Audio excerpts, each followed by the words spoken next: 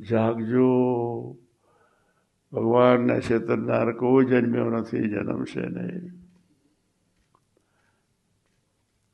મહારાજના વખતમાં કદાચ મંદિરોમાં કોઈ સેવા ના કરી, મહારાજ એમનો હેત નહીં છોડે, પ્રેમ તો આપ્યા જ કરશે, પણ ગાડી ચાલુ રાખશે એની.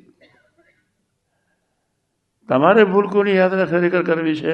એક, હઠમાની સાથે પરનું જીવન જીવી લેવું છે. બે, સુવિચાર અને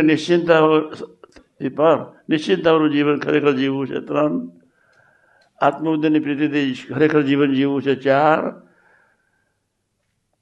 છેલ્લાના 7 અને 11 પ્રમાણે, છેલ્લા 5, 7 અને 11 પ્રમાણે જ્યાં સુધી જીવાય નહીં ત્યાં સુધી તમને ભગવાન સ્વામિનારાયણ પૃથ્વી પર મોકલ્યા કરવાના છે જ.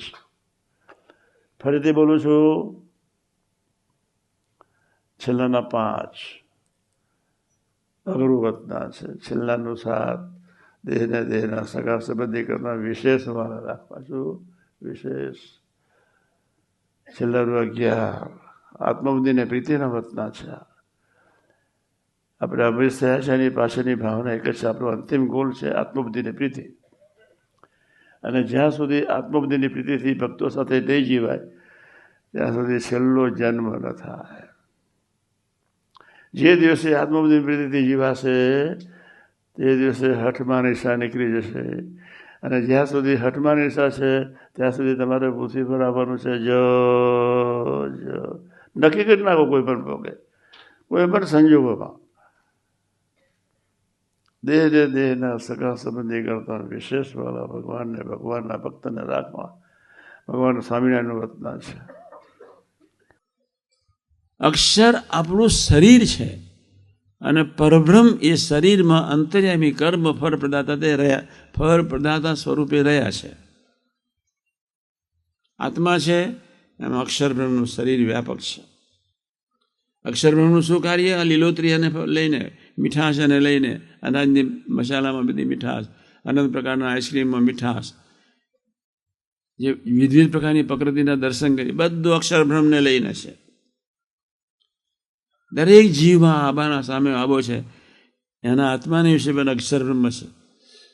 અક્ષર બ્રહ્મને લઈને ચેતનતા ફૂલે ખીલે અને કરમાય. શરીર વિકસે ને વૃદ્ધ થાય ને ખતમ થાય. એ આત્માના વિશે અક્ષર બ્રહ્મ અને એમાં રહેલા જે અંતર્યામીને સર્વજ્ઞ પુરુષોત્તમ નારાયણ, કર્મ ફળ પ્રદાતા નારાયણ, અંતર્યામી બને રહેનાર નારાયણ. અક્ષરના સ્વરૂપને જેમ જેમ આપણે બાંધતા જઈએ, આપણું આ શરીર છે, આ શરીર જુદું છે અને બાળી દેવાનું છે. આત્માના વિશે અક્ષરબ્રહ્મનું શરીર છે જ, અક્ષરબ્રહ્મ વ્યાપક છે જ. અને એ અક્ષર સ્વરૂપે રહીને, દાસત્વ રહીને, ભૂલકુની દાથી જેમ જેમ સત્પુરુષોનું સેવન કરતા જઈએ તેમ તેમ સંબંધ થતો જાય, તેમ તેમ અક્ષરબ્રહ્મનું શરીર આપણું બંધાતું જાય. પછી નારાયણનો અદ્ભુત સંબંધ અને છેવટે દર્શન, એ સહજ આનંદ. આપણે આપણું અક્ષરના ભાવથી, બ્રહ્મના ભાવથી પરબ્રહ્મની સેવા કરવાની છે, પરબ્રહ્મની ભજન કરવાની છે અને પરબ્રહ્મના ભાવથી સૌનું સેવા કરવાની છે. આ સીધો સાધો હું બ્રહ્મરૂપ, સૌ પરબ્રહ્મના સ્વરૂપો. સત્પુરુષ છે એ અક્ષર પુરુષોત્તમ મહારાજનું સ્વરૂપ છે.